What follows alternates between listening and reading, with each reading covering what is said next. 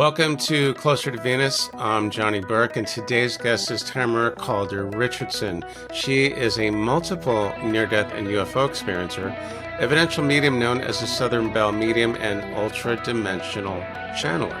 Today we'll be talking about her near-death experiences, speaking to spirit people, and her experiences with Jesus.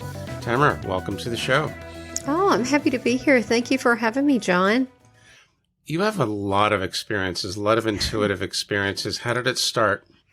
Well, I think that it's always been a part of me, but then it was also triggered by my near-death experiences starting at a prenatal and then age 3, 4, 5, 10, and then my last one was 34.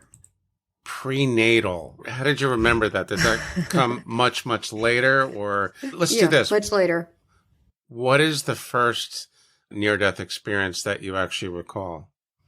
Well, I did recall that. I did a regression on that, and it came up, and I didn't know it was a thing. But in PMH Atwater's book, Forever Angel, she talks about it. But I just remember my mother was pregnant with me, and she was bleeding and going to have a miscarriage. And as spirit, I just watched it all and felt a lot of love for her and was not almost born. I did not think of it as an NDE, but she said it was a form of an NDE, so I thought that was unusual.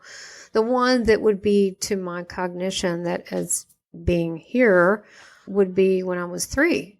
That was the one when I was 3 years old. I was playing hide and seek in this antebellum home that was my uncle, my mom's brother, and he was at his mother-in-law's, and we were playing hide and seek. And so I ran upstairs and I'm bouncing around, squealing like kids do, and trying to find a place to hide. And under the dresser was a nail. And as I'm bouncing, the nail pierced my head to the skull. And I put my hand on my head thinking that a water cup fell on my head, but it was blood. And then as soon as I looked at it, I passed out. And then I was above my body and saw the rest of everything else from above. Once you saw yourself, you were floating up near the ceiling. What happened next? So I'm, kind of hovering around, looking around. My cousin runs upstairs, screams, gets the adults. My mom comes up, says she'll be fine. But during this time, I'm seeing in the spirit world, it looks like an angel. It was 9 to 10 feet tall, very glowy. It felt like a higher level being, and it was over my head, and I felt as though it was healing me. But then I was getting all the conversations in the room, and then the lady of the house went downstairs to call my grandmother to come get me. I could hear that downstairs, and I could also see outside all at the same time. So when she did come, they took me to her friend that was a doctor. They said I had a contusion, but it literally had a hole in my head because it pierced through. So I literally had a hole in my head 2 years. I had to wait for it to grow back. It was like a soft spot, like a baby. So you were able to hear what was going on in other rooms? Yeah, as spirit. Wow. Just the same way that we have sensations. I didn't think it was odd not having eyes to see, but I could see everything. I could also see outside. I could feel temperature. I got feelings. It was just like feelings we have here, but it was without a body. And so when I came back, they had to put a watch over me because they were concerned about my head swelling. But at that point on, it never has changed. I saw spirit people, and I saw them, and it really kind of sucked because I saw them in my room at night, and I was very confused by this. Who are these people? And they want to talk a lot.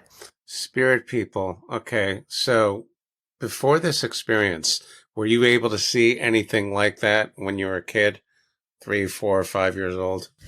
Well, I'm 3 years old now, so I did see when I was playing hide and seek, I felt like there was somebody in the shower, but it was a dark shadow. So I had perceptions, so I think I was always open, but it really jacked up after the nail went in my head. I've had a lot of issues around the head area, and I think that your crown chakra really opened me up. I didn't plan that, but I would get whole conversations from these people, and they would talk to me. Some would be friendly, most needed help. Sometimes there would be darker ones. I would sleep with the covers over me. I had no one to talk to about this. It was disconcerting. Like, who are these people? And they were considered ghosts. The ones that you say needed help, with your knowledge that you have now, would they be considered earthbound spirits, or is that something else? As far as the term goes, as we know it, probably yes. And I don't think they're bound because they did anything. I think they're confused. And the way I see that now, it would be like if you saw a person, right? And you probably can think of someone, or people listening can think of someone that's confused, that has issues in life. Okay, now this person, say they're troubled, and now they drop their body, they're still confused. So I think that people that are in the lower states here, that's why when you work on your spirituality here, it all works toward, your growth level once you cross over, is you don't lose that part of anything. But I think that they had confusion. They would come and complain about stuff, about how they died, especially if it was a trauma. Occasionally they'll do that. They don't do that much these days, because I do this professionally and that I don't attract the lower ones. There are people that do that, that do rescue for that. But I did have a lady come through to me, strangely, we mentioned this 3 days ago. Mm-hmm. And she had just died, and she died of cancer, and she was showing me in my astral state what her apartment looked like and all the medicine she had to take. And I said, "Did you have cancer?" And she said, "We don't say that word." And really? She wanted me to thank Cody for helping her with her sickness and so forth. I said, I'm sorry. I don't know who he is. If you can have him get in touch with me, I'll talk to him. But so I think that a lot of these people are in confusion, but they do receive help, but they realize people like me that can see them, our energy is different. And so they just kind of gravitate toward us. When you speak about energy, your mediumistic skills, I'm not sure if I'm saying that right, it seemed like that was a natural progression for you because you've had these experiences since you were 3 years old. What were the more formative events before you started practicing as a medium? Were there more NDEs or did they occur later? I had 3 in a row, the prenatal, and had 3, 4, 5. 3, 4 was a car wreck where I went through the windshield, and then I was by location and saw different things. And then 5 was when I died of pneumonia. I had 15 minutes. I was dead on arrival. They clocked me in it, and then I was dead on and off 2 hours, and they couldn't get a pulse, and they would get a pulse, and then it would go away, and then eventually they covered me with a sheet, which was a bit sad. And then I'll say they did see a slight pulse, and they put me in this plastic tent thing in a room. It's strange because I actually, in a nice way, but confronted my mother about this thing because no one ever told me. And I remembered it all. And she's like, didn't want to talk about it because they didn't get me to the hospital in time. They just kept waiting. And sometimes parents, they don't want you to remember things because maybe there's a mistake in there that they did that they feel bad about and they don't want to talk about it. And I told her, it's fine. But that one, because I was spirit for so long, that I think that they like me now because they trust me because I was spirit. And so they can see I'm different. But that was a big one. And then I had one at 10. It was a drowning on a family vacation at Myrtle Beach. And then I had a reaction to a pill when I was 34. And it was just a prescribed pill for menstrual migraines. And it just had a weird effect on me. And I went out of body into the galaxy, didn't know my name. I was male or female. And I just left, saw this whole world decoded into lines, which makes me realize that we are kind of in a holographic universe. We are kind of in a matrix.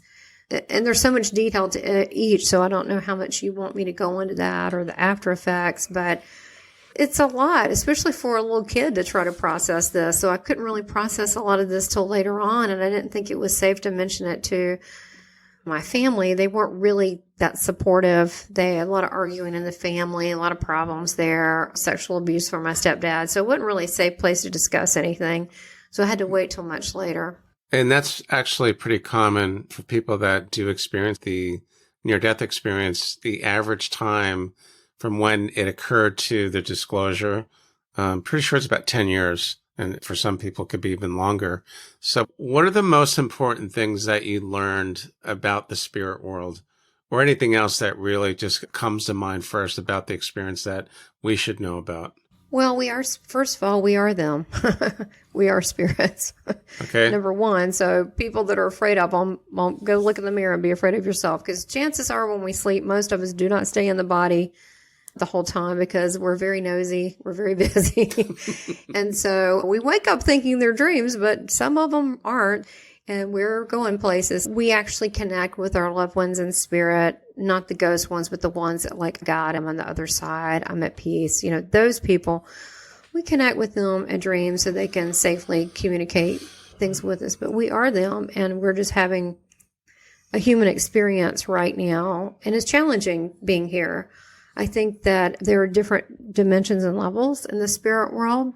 And I think that it's not because of punishment, okay? It's not because of punishment at all. It's because there's different levels of consciousness. So we go to the level of the consciousness that we're at.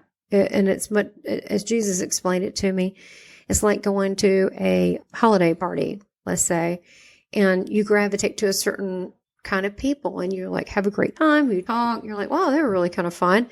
It's because your tone level, your frequency level went to those. That's how it is on the other side. You go to the area that you vibrate, that your frequency is. That's why it's important in this world to stay away from negative people because they'll lower your tone level and they'll either make you sad or pissed off. And you don't want to be like that because you can't think straight. You want to be in a pleasant, controlled manner. So you want to be with people that raise you up in your energy and you raise them up so you can attract more high vibe people. But that's the same thing in the spirit world. And spirit people communicate differently to me as I know it now. If you want to know a little bit more about them, communicate differently than we do. They communicate sometimes in symbols. We don't really talk in symbols, right? We don't go, hey, let me show you this, you know, unless it's a secret code or you know, when you're a little kid, some people talk in pig Latin or silly things, but we don't. We just talk literally. They talk in code. They can also mean more than one thing. There was a lady that I was reading many, many years ago, and I went to her house, and her brother was coming through, and a lot of information, a lot of love, and he started talking about the roses outside, and she goes, oh, well, we planted those from his house, which I thought was kind of neat. That's when I first started realizing that they talk in multiples. Then he talked about there's another rose. They'll tell me now how many roses, and you go, oh, well, my nickname was Rose. Okay, that's the second rose. Mm-hmm. And then they'll mention like another rose. Oh, he'll say, oh, I just got a necklace from my husband for my birthday. There's a rose. So they're acknowledging the birthday. So that was 3 roses. So they can talk. We don't talk like that. When we say something, we usually mean one thing, not 3 or 4 things. So I have to tell people, think bigger, just kind of be really open. But they talk like that. They also do things in heaven. My most memorable time, even though I've always been this way as a kid, but I decided later on in life, which I didn't plan on doing this, if I'm going to do this, I'll go get training. So I thought, well, let me give it a shot. And I ended up training, long story short, 8 years in the British style of mediumship with the UK's Tony Stockwell, who's fabulous, and certified by Lisa William, trained with John Holland. And Shannon Novak, who has now passed about a year ago, she was a nun that was also a medium, former nun. They both have books and stuff, but I learned a lot. And one of the things that in Tony's class we did for 7 days, and it was just delightful, and it was just wonderful, and I just loved it, is the whole week we brought through evidentially what people were doing, your loved ones in heaven now. And it was just cool. So they do stuff there. Really? Yeah, I know. It's just cool. That's very cool. Yeah, I like that. They don't really hunt. They go around searching for animals. So they don't really hunt. That's their hunting. But they do stuff kind of like they did here. Like, I'll give you a teeny, really unusual example. There was a lady that I was talking to. I said, yeah, your uncle here, he's an educated man, and he wants to talk about your nails. I just thought it was odd. And she said, yeah. And so she said, oh, well, he was a skin and nail doctor. So he always looked at our nails for healthiness, for medical purposes. Mm-hmm. And he started talking about the father, and he always took care of him, even though he was the youngest. She goes, yeah. And I said, they're both over there. She goes, yeah. And now, because he was so busy with his work as a doctor and taking care of her daddy and family, that he didn't really get to have a lot of time off. So what he's doing now is he's studying tectonic plates of the land. And she said he always wanted to do that. And he's had like a little liquor glass to the side, but they don't really drink. But that was something he did in life. So it made him feel comfortable to like, not that they're drinking alcohol, they're not. That's part of our human self. They talk about food a lot over there. They'll like mock up food. Like today we're making, banana pudding, but I would get recipes from people from different cultures. And it's because you think, why would they do that? Well, they're us. They were human. I mean, don't you think about the time you had some really good chocolate cake and you go, that was so good. And you still reminisce about it. So you're saying they do not eat? They don't need to eat. They can mock that up, but they're more like, remember the old times? It's kind of like you with a friend. Remember that time we were at that restaurant? Man, that was some good food. That's what they love to do because they don't eat grease and things like this in heaven. A question, since we're talking about our loved ones, because I think it's very cool that you are able to bring through what you call something which is evidential. You also mentioned something about dreams, that when we dream of our loved ones that have passed, it's your opinion that more often than not, that's actually them in their way of saying, I'm okay. Absolutely. Well, it's a way that's not invasive, right? And that's more gentle. I mean, if they showed up at the door glowing at the foot of your bed, it might be a little off-putting. Yeah. So they try to do it in sweet, gentle ways. My grandmother one time showed up to me in my dream, and we were at a cafeteria getting food and sitting down. I said, why are we here? She goes, I thought this would be a good place to talk, because she loved that place. She was so amazed at all the food because she came from the Depression. So she loved the cafeteria. So she wanted to be in, that was the environment she picked for us to talk. Okay. You also mentioned something you learned from Jesus. You apparently had some very high level experiences through different layers or frequencies of the spirit world. How did that happen? And when did that take place in the framework of your NDEs, your near-death experiences? Well, good question. My experiences with Jesus on a spiritual, supernatural level. Yeah, because they're not your typical Jesus type things like you would find at church. My NDE with a car crash, and it was snowing and icing. My mom took me on a day date with this guy, but we hit the tree. They were arguing, and he slammed the brakes, and we hit this tree, and I went up through the windshield. And when I did, I didn't feel the impact. I didn't know it at the time, but I was propelled out of my body. I didn't feel any pain, but it was instant. I was gone, and I was in this all blackness, and I was confused because I didn't understand where I was. I didn't understand where my feet or hands were. That's funny, but think about it. If you were in all black and you couldn't see yourself, it's so black you can't see yourself, it would be confusing.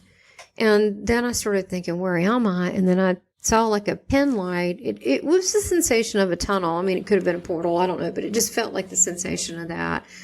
And then at the end, there was a figure, and as I got closer, I saw it was Jesus, and he had people behind him, but he was very flowy, like a fan with on his hair, going back.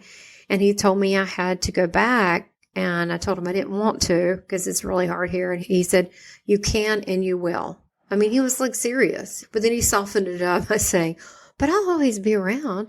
And I was like trying to soften the blow. So as soon as he said that, I'm back. And I'm back in the situation. I'm seeing these guys try to take the driver's side of the car, which wrapped around the tree. So they're trying to pull that out. I'm looking at this. I'm looking at the rip in the universe. It looks like a God portal. It looks like, it's not fire, but it's just this brilliant yellow and fiery looking thing, but not scary. It was just like amazing. It was like a creation. I saw that same angel again, orangey gold. Then I'm seeing different time periods in front of me, which can't happen because it's frozen. Why would I see Native American Indians cooking fish over fire?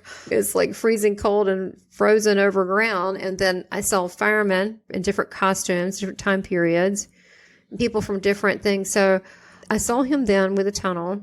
And then the next year is when I had the big one that I spent time with him. And I haven't left spending time with him since then. And that was when I was 5 and I died of pneumonia. And I got very sick. And my parents didn't take me to the doctor. The day went by, I got sicker. And then my fever got up to 103.9. And then my mom was saying to my stepdad, we've got to take her to the hospital. And he's like, no, we don't have the money. So we didn't go. So she called the hospital. They said, put me in ice to lower my temperature, which when you have a fever, you're usually freezing, right? So I was cold. So when she put me in that ice, even though my fever was high, it was awful. And then she, cleaned me off. She tried to feed me, didn't work because, my lungs were shutting down. She didn't know that. But she put me in the bed. Within an hour, I was drenched. So she picked me up. She goes, we got to go to the hospital. We got into the car. She was holding me. He was driving. That night happened to be the exact night, if you want to know what night it was, when Dr. Martin Luther King was assassinated. And we're in the South. We're in Raleigh, North Carolina. So it was National Guard. Like, you could not go out. And so, but we had to. It was a medical emergency. So we're out on the way. My breathing became more shallow. I died on the way. It didn't feel like it. I didn't know I was dead. I mean, I'm still conscious. I just sort of drifted away, and I'm just above the car, probably 100 feet, just kind of following along. And I'm seeing the fires in the background. And then we come to one of those National Guard stands where they had MP and all that on. And they asked, what are we doing? He said, this is my daughter. We got to get her to the doctor. So they actually called ahead and let us go through. And so they were waiting for me at the hospital. But at that point, I was seeing everything from an exterior point of view, including even going into the hospital and what they did. I wasn't just on the ceiling. I was kind of everywhere. I got bored. I would see what they were doing. I would see them pump like goop out of my lungs. And then I would go, oh, that's gross. And I'd leave the room. I'd zoom around the hospital. So eventually, they kept back and forth for a couple hours. They told my mom they were trying to stabilize my vitals, but she didn't know what that meant. She just didn't. And then eventually, after struggling so much, and I remember there were 2 male doctors and there were other people in there, but one of the male doctors said, I have a little girl her age. And some of the nurses were crying, which is not good. And then they covered me with a sheet. At some point between that room and the morgue, they saw a breath. And they brought the doctors, and then I got put on a breathing tent and a breathing tube. I remember this, and no one ever told me. I talked to my mom about it, and she's like, yes, how do you know that? They try to hide it. I guess it was a bad time. If you have a kid and you figure they died, you just don't say anything, let's forget all about it. So during that time, I went back to the body, and I saw 2 spirit people in a spirit form. One was a woman, one was a man, and she was a nun and he was a priest. I could tell they were Catholic because they had rosaries. And the woman said, blessed is the innocent. And they were praying over me. Later on, I find out that used to be the older hospital that was built there Rex Hospital was a Catholic run hospital. At that point, everything in an instant went. And I'm in like this field. It's so pretty. And Jesus is kneeling beside me. And I know it's him. He's really glowy. He's got this light coming out of his chest. He's smiling, beautiful teeth, so happy and joyful. And there's kids playing on a roundabout to the left. It looks like a beautiful sunny park day. It just looks so pretty. The colors are amazing. And he's on one knee and he's holding my hand and he's smiling. I said, you're that man I talked to. And he goes, I am. And he's like so friendly. And he goes, I have something for you. And I said, a toy? Because I'm 5. And he goes, no. And he thought that was funny. And then he pulled a piece of his rope belt off. And it kind of looked like a friendship bracelet, like it was tethered. It wasn't very fancy. And he says, I wrap you in my love, protection, and wisdom. Much is given, much shall give. Through the big things, the small things will be accomplished. And through the small things, the big things would be done. And then he said, you have to go back. You have things to do. And I said, nope, they're here. I pointed to the other kids. I'm like, they're here. I don't need to go back.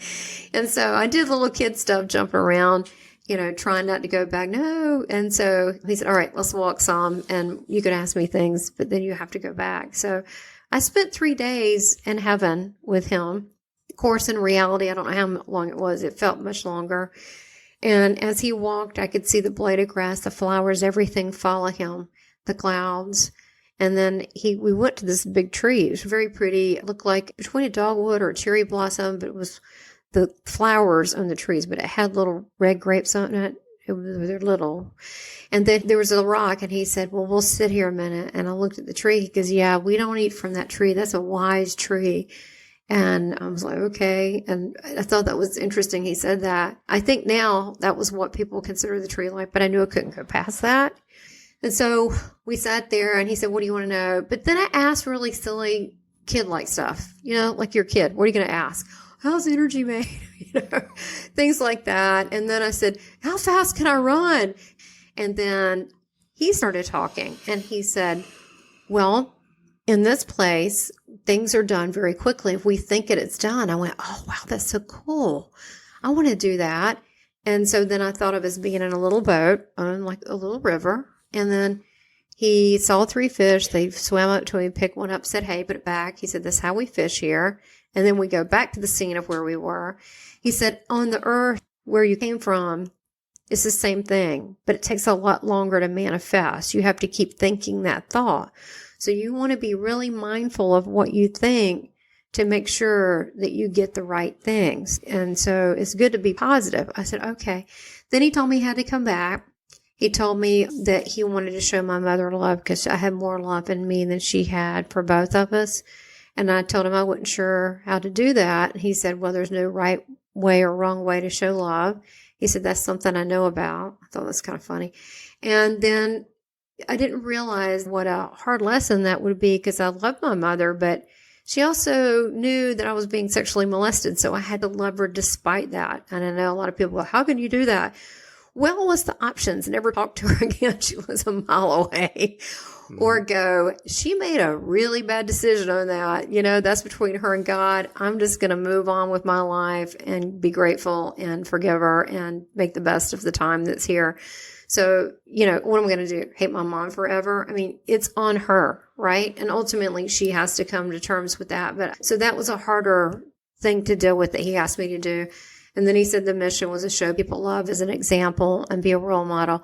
And he told me on this thing that I was supposed to do to help change the world with love and all this. Anyway, I said, it's too much. I can't do all this because there's other people like you doing this. You're not alone. There'll be people helping you. There are other people trying to help out. Okay.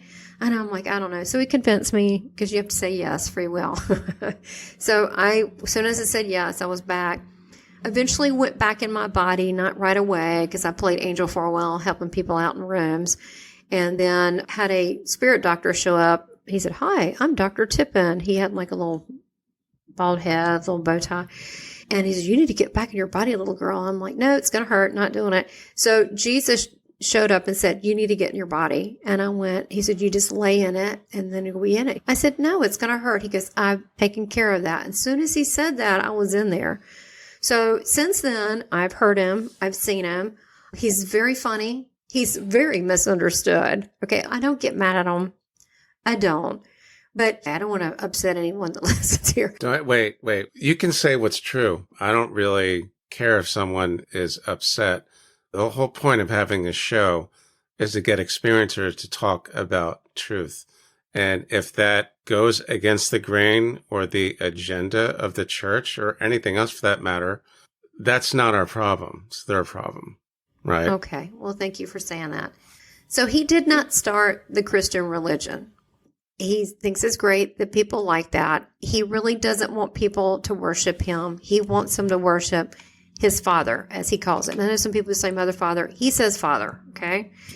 That's what he calls it. And you got to think, he worships God. He's thankful. He wants to help people. He wants to be a representative to you and be your friend, but he would rather people, pray to God. And he wants people to have a direct connection, and he doesn't want a middleman. You see how this might upset some people here? Good question. Who is the middleman? Probably the church, but it could be the government. It could be anything, but he doesn't want that. He wants direct. He doesn't care if you're a Hindu, blah, blah, blah. Plenty of Hindu have been other religions. Again, Jesus is not a religion. He is an entity. I think he's like a God man because he was pretty important over there. But he's love. He is love. And I've had people like, I don't know him. I'm like, well, he still loves you. I mean, he loves the people that you would not even talk to, that they're like so despicable or mean. He just takes up for everybody. But he is very high and very ascended, but he's very forgiving, and he's so much more. This is my opinion.